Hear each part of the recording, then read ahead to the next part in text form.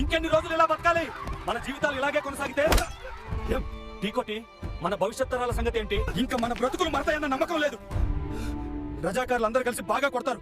అప్పుడు చూస్తూ ఎన్ని రోజులు ఇలా ఉండాలి? మన బ్రతుకులు ఇలానే ఉంటే ఎలా? మన ముందు తరాలు ఎలా? మన భవిష్యత్తు కోసం మనం ఏదో చేయాలి. కానీ మనం వాళ్ళని ఎదిరిస్తే వాళ్ళు మనల్ని చంపేయగలరు. మన జీవితాలు పోయినా సరే మన భవిష్యత్ తరాలు బాగుంటే చాలు. మనం ఇలాగే కొనసాగితే మన భవిష్యత్ తరాలు కూడా బానిసలుగా జీవిస్తాయి. మనం మారాలి. అప్పుడే మన భవిష్యత్తు బాగుంటుంది. రజాకార్ల వెనక్కి దగ్గర మన ఊరు, మన భూమి సరే మనం ఏకకాలంగా నిలబడి ఎదుర్కోవాలి. భయపడకండి, మన భూమి మనదే. దృఢంగా ఉండండి మరియు రక్షించుకోండి. ఎందుకు తిరుగుబాటు చేస్తున్నారు? వెనక్కి తగ్గండి, భయపడవద్దు.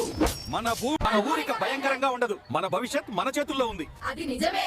మనం కలిసికట్టుగా ఉంటే ఏ పనైనా సాధించగలము. మీరే తిరిగి వచ్చి మా మీద మాట్లాడితే మీ ప్రాణాలు తీస్తాం. అబ్బా, ఇలాంటి ఎందుకు? మనం ఎందుకు ఇబ్బంది పడాలి? మనకి ఎలా నివాసం? మన పిల్లల్ని ఏం చెప్తాం? సార్, తెలంగాణలో పరిస్థితి చాలా దారుణంగా ఉంది. సైనిక చర్య తప్పనిసరి. సరే, మేము ఆపరేషన్ పోలోను పూర్తిగా ఆమోదిస్తున్నాం. అందరూ సైనికులు తెలంగాణలోని పరిస్థితిని అదుపులోకి తీసుకురావడానికి సిద్ధంగా ఉండండి. సిద్ధం సార్.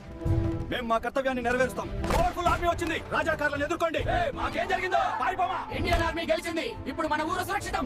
విజయం మాకు వచ్చింది. తెలంగాణ స్వాతంత్రం జరుపుదాం. మా జెండాలు ఎగురుతున్నాయి. మన భవిష్యత్ కాంతిమయంగా ఉంది.